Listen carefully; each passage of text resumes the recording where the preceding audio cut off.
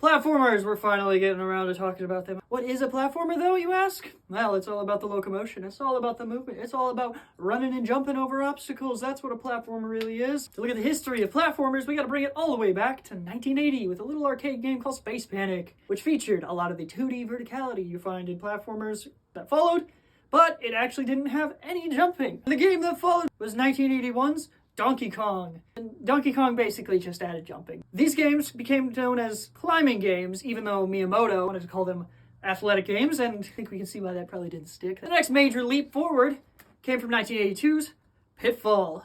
Pitfall actually would set up a lot of the foundational elements that would become iconic in genre as a whole, and inspired tons of games that followed in the following years, eventually leading probably the most iconic game of all time, 1985's Super Mario Bros.